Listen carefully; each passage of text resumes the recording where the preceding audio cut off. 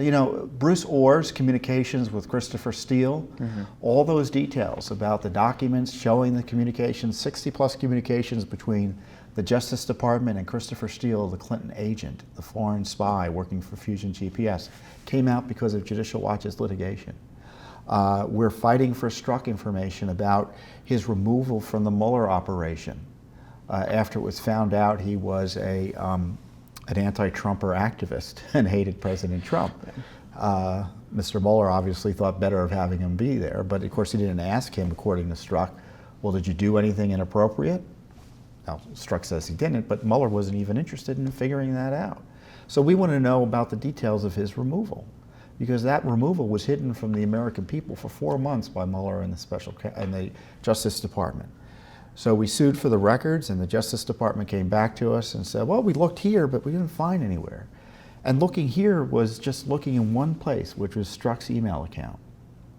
And they found, I think, 15 or so pages of records. And the judge says, well, hold on a second, you didn't look anywhere else? And so the judge said, you go back to the drawing board and do a real search. So the FBI was slapped back by a federal court judge last week as they tried to cover up through a cramped and crimped and dishonest search of records of Peter Strzok.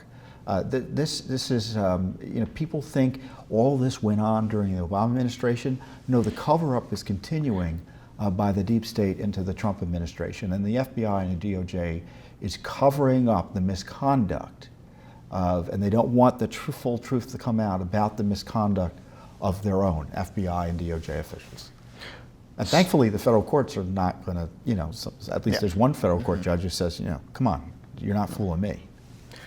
So there's obviously a lot of records that are still being kept quiet that we've been trying to get through the court. Is there a way that we can get these faster, or a way this process can be, you know, more and more stuff can be brought to light in kind of a speedy fashion? Well, that's up to the agencies. I mean, The the court agencies. can speed things along, but the agencies have taken the stonewall, slow as molasses approach. And I know the process is slower than we like, but it's better than what's going on in Congress, which is nothing, and the Justice Department would not release anything but for Judicial Watch. It's our litigation. For instance, we sued for communications of Andrew Weissman, the #2 deputy at the Mueller operation, anti-Trumper. We found out he sent an email to Sally Yates, the Obama holdover, praising her lawless effort to thwart the president's travel ban order, for which she was rightly fired, and he went to Hillary Clinton's election night party. He's #2 at the Mueller operation. And he's a controversial figure otherwise because of his aggressive bulldog tactics as a prosecutor. So we wanted his communications about Donald Trump. And guess what? It was a stonewall and a stonewall, but they're due to us in the next 2 weeks.